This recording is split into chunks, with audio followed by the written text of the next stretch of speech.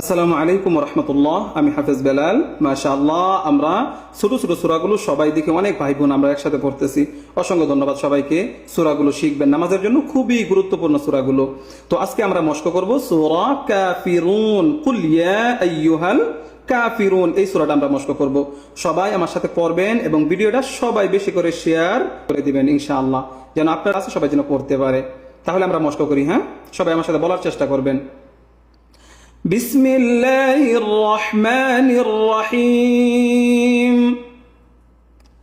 قل يا أيها الكافرون এখানে قل يا তিন আলিফ টান قل يا أيها الكافرون সবাই আমার সাথে বলেন। হ্যাঁ, সবাই বলবেন ইনশাআল্লাহ। আবার قل يا أيها الكافرون لا أعبد لا এখানে কি তিন আলিফ টান لا أعبد ما تعبدون تعبدون উচ্চারণ। আবার ولا أنتم عابدون ما এখানে ওয়ালা তিন আলিফ টান ওয়ালা আনতুম আন এখানে কি ইকফার গুন্না, ঠিক আছে।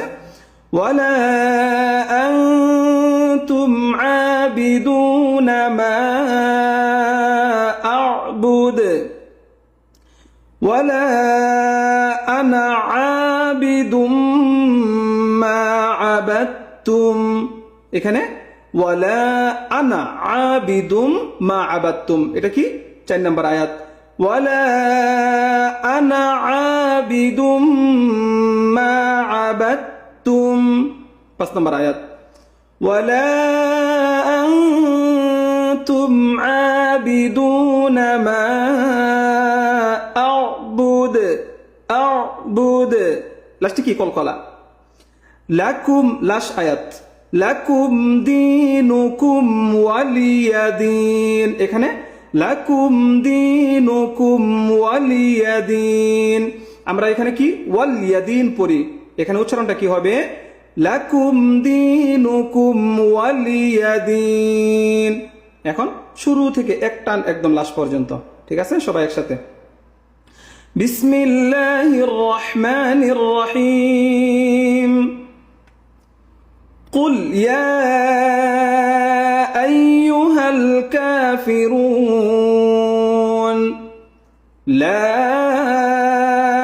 أعبد ما تعبدون ولا أنتم عابدون ما أعبد ولا أنا عابد